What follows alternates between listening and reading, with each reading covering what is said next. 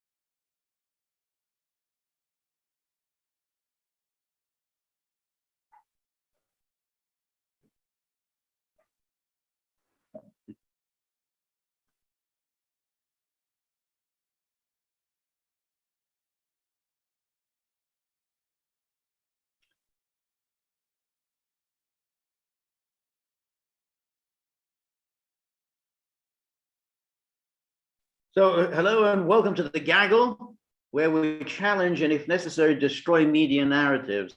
We're having some technical issues because for some reason Peter isn't here, so I'm trying to sort out what's going on, and so bear with me for a while. Thank you everybody who's joined us. I know this is New Year's Day, and you probably have other things to be doing, and here he is. He's joining us. So excellent. So anyway, as I say, thank you so much everybody for joining us. Hello, Peter. Hey, George. Happy New Year. Happy New Year. So let's how are you, Peter? How was your New Year's? I had a delightful lunch with our good friend Dmitry Babich, and I had a nice walk through Red Square. All the festivities, unbelievable, very beautiful, not so cold. I got up at 6 o'clock in the morning, no hangover, so I had a very successful New Year's Day, and I'm going to finish it off with our super chat with you. Excellent, excellent. So the one thing about Russians and New Year's, and I know from experience, is that they love their what they call zakuski on New Year's, and they love their herring. I'm a huge herring person, and then they have all these different salads like vinaigrette, Olivier, and so on. I mean, they're always delicious. I love those things. Did you have any of that with Dima today? No, we went to a French restaurant. Oh, you went to a French restaurant. Okay. Okay, all right, that's fine. I thought you'd do something very, very Russian on. Oh no, Dima did the night before, and so I like to take a nice extravagant. It was called the laundry, okay, the Moscow version. And the good news was there was no Gavin Newsom there, so it was nice. It was nice. So it's the Moscow version. I imagine it must be quite expensive, no? Expensive, and it's very. I sent you a picture. But I saw that, but that didn't give me the sense of how expensive it was. But, the other angle of the picture, which I'll send you later, will give you the tenor of the place. Okay, but very, very tasty, very, very nice. The center of the city around the Red Square was packed. I was shocked how many people were walking around, and I had to wait a half an hour for the table. So I mean, it was busy. I was a little surprised. It's usually not that way. A lot of foreigners. So I guess the war jitters coming from Jake and all those folks, they didn't make it through to the travel agencies because there were foreigners all over the place. Okay. Right. Yeah. That's very funny. The war jitters, which is another aspect of this phony baloney war imminent hoax being perpetrated by the Western media, as if any moment now Putin is going to unleash his hordes on Ukraine, but everyone else is going about their lives, in a normal fashion, including in Ukraine. I mean, the purported victims are kind of doing their normal thing. I mean, there's no interview with some Johnny on the spot in Kiev saying, "My God, I'm really terrified. I'm stocking up with toilet paper because any moment now the Russians are going to be here." I mean, it's all been entirely manufactured by the Western media. It's a total hoax. I mean, it's like all of the other hoaxes, which is we got the intelligence briefing kind of, quietly by the intelligence community to the media about a few weeks ago about, Russian troops are on the border. And from then on, you just had this constant repetition of the same story. Oh, Russia's about to invade. Russia's about to. How are we going to stop Russia from invading? Total hoax. Total hoax. And no one, and I mean no one here is talking about it at all. And I'd like to point out, just as a point of fact, President Putin gives his New Year's address minutes before 12. And if I were to break it up through proportions, 85% domestic issues, family, economy, environment, and then 15% on foreign policy. So, and it was at the end. That was at the end, not at the beginning. Right. It was an address about Russian families. So it wasn't. There's no war jitters even in the president's address. Right. And no, that's right.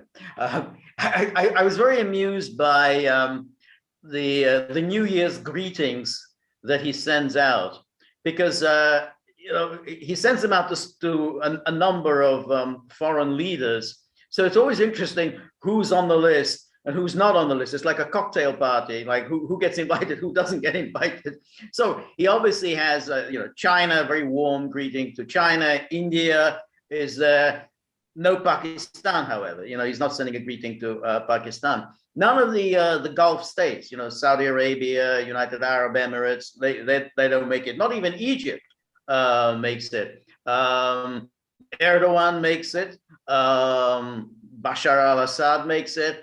Then obviously United States makes it. The big NATO powers: Germany, France, Italy, Spain, the UK. The UK was the least warm of all his greetings. I mean, he sent it to the Queen, to Boris Johnson, and he's just simply said it's, good relations between Russia and the United Kingdom are important for world security. There was no, we've done a lot of work together, and we're looking forward to doing even more next year.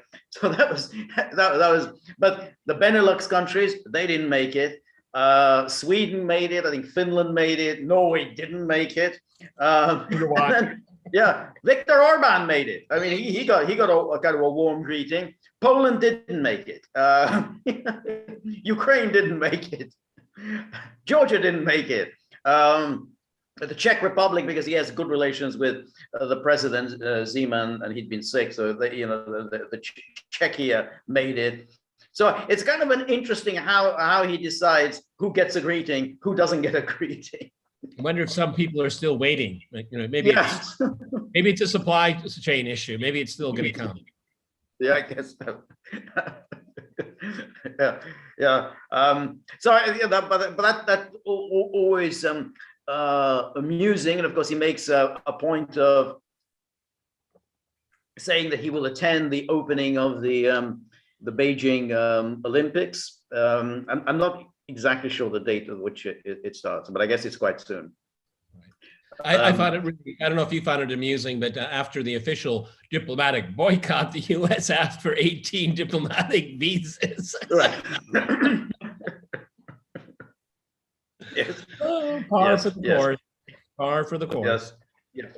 Yeah. No, that's right. That's obviously in terms of what we can look forward to in 2022.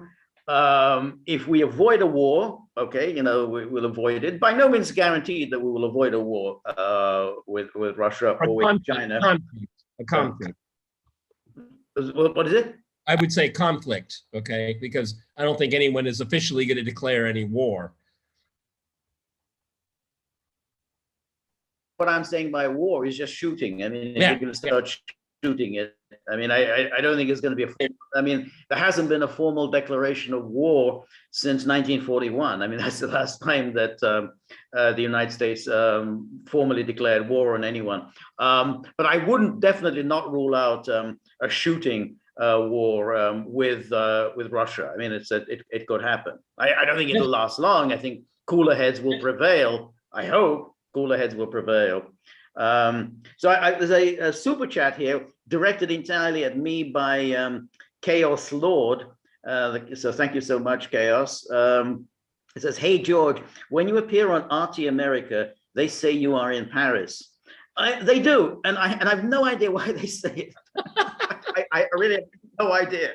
It's like, it has a little glamour to it, so that I'm in Paris. I don't know. I mean, I think maybe they got my name from. I used to do stuff for RT France. RT France used to have me on, and I always liked doing that because they would dub over me. So they would have I would say something, and then the interpreter would say it all in French, and I liked the way I sounded in French. I thought it was, wow, this is really good.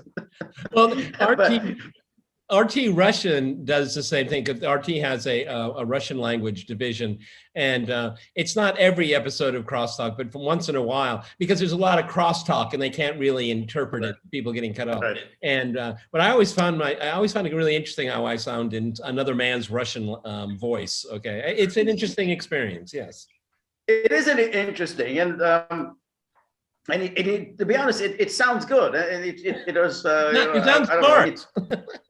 Yeah, exactly. But French is a very beautiful language. I mean, all these the Latin-based languages, they're very beautiful languages, and so it just sounds very beautiful as I'm speaking. It sounds like I'm speaking in French.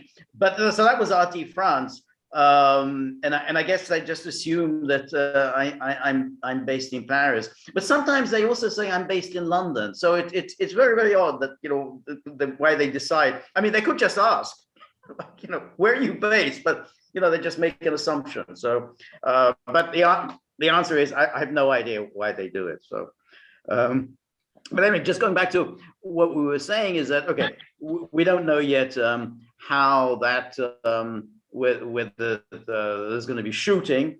We talked about this so many times before, but given the response in the United States to Russia's proposals. I mean, I was watching something on Fox News yesterday. There was this woman, Gillian Turner, who is their kind of, they call her a Washington correspondent, but she's also poses as a foreign policy security kind of expert. And her take was all about, you know, how are we going to stop Putin from invading?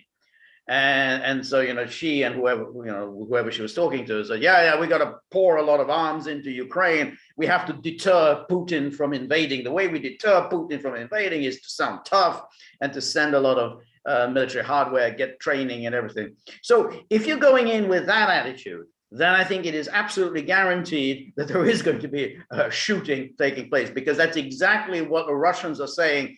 Don't do this. But you're not. So in other words, but Gillian Turner, I'm sure she speaks for, you know, all the policy wonks, is that, well, we have to stop Putin. What are we going to do? We have to strengthen Ukraine. Yeah, but don't you think also? I tend to think that Mike Pompeo was on last couple of days, sounding like the buffoon that he truly is. But what I find really interesting is at least in the cable stations, the way this is being reported is it's all directed at the Biden administration. It's almost as if Russia is a footnote to it, because what they're doing is they're putting pressure on Biden. Okay, yes. Again, this bipartisan interagency consensus, the Vindmanization, as it were, is in play. Okay, the Fiona Hills and everybody else, you know, they're sending a message not to Putin, not to the Europeans, but to Jake Sullivan and to Anthony Blinken and probably Victoria Nuland, for all we know. Right. Yeah, no, I agree. And they say, hey, you know, no concessions. You know, that, you know, either Putin is just bluffing, or this is just simply a cover. So to provide a justification for an invasion of Ukraine, we have to deter him from invading Ukraine. So therefore, we have to, you know, dump billions of dollars worth of arms into Ukraine. So they're not taking seriously the two documents they're presented. I mean, they're just repeating, you know, the Stoltenberg mantra. This is out of the question. Russia doesn't dictate policy for us.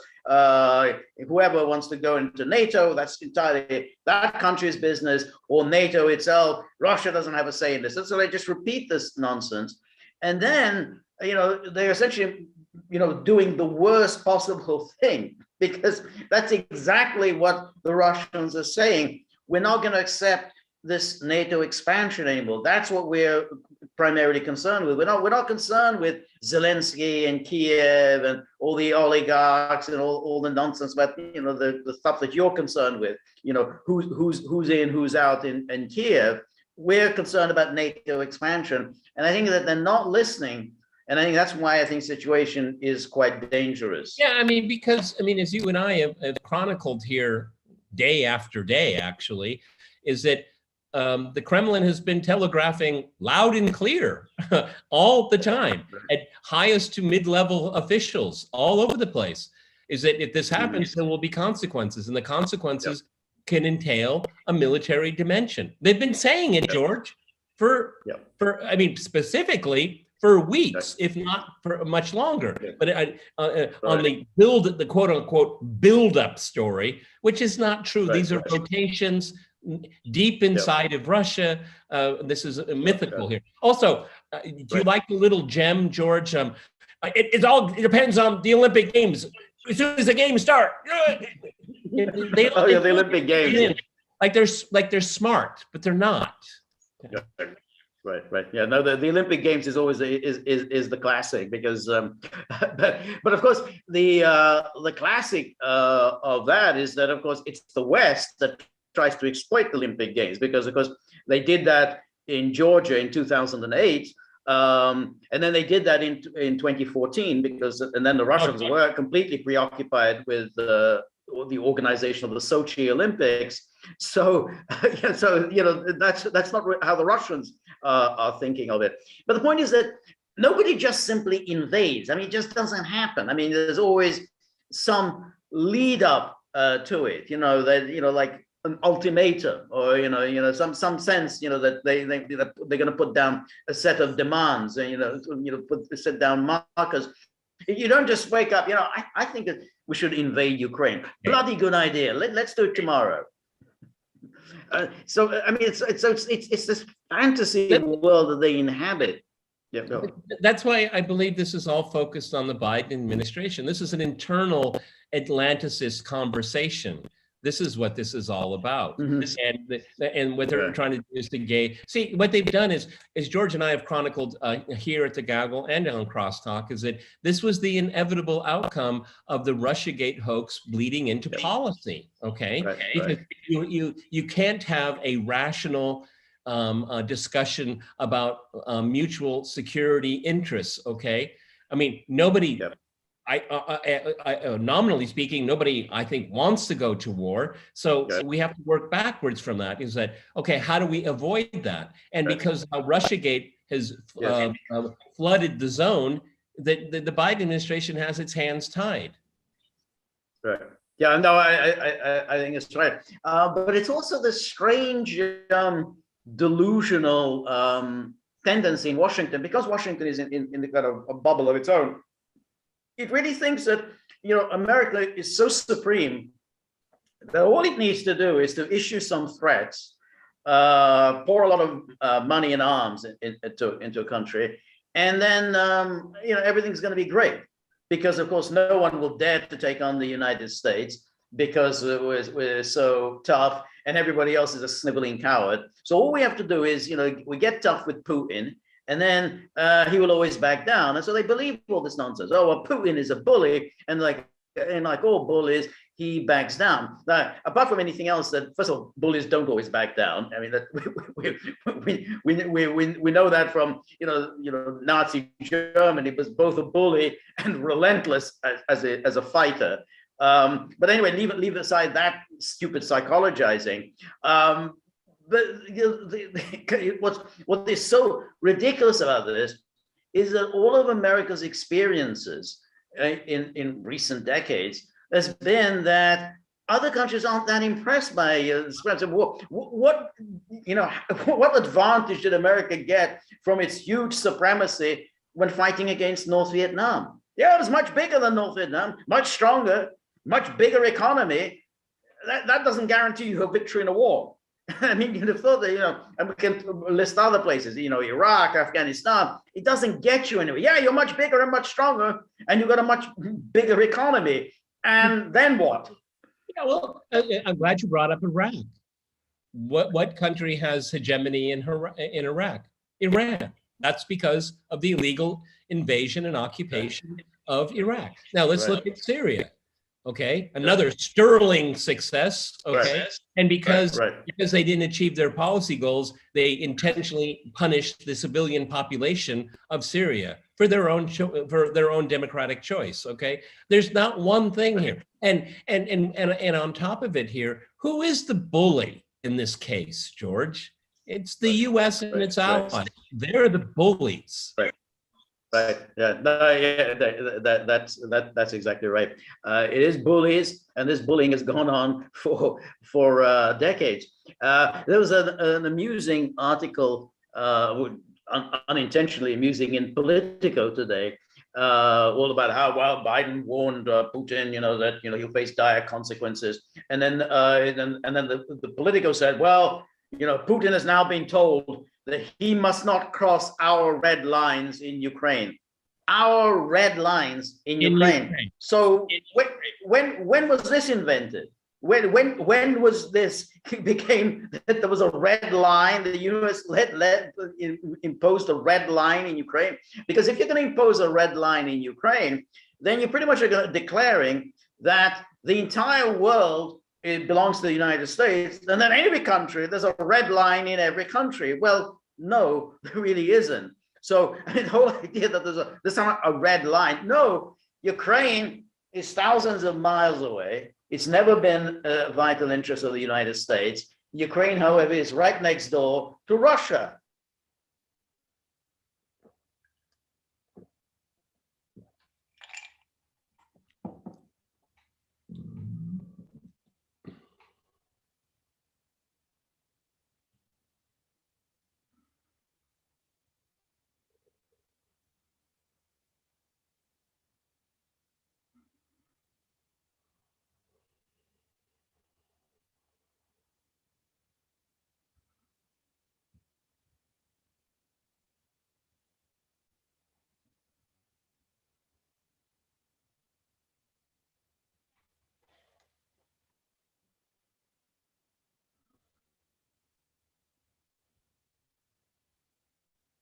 Okay, George and I are going to have to reboot and come back in. I hope you guys will stay with us.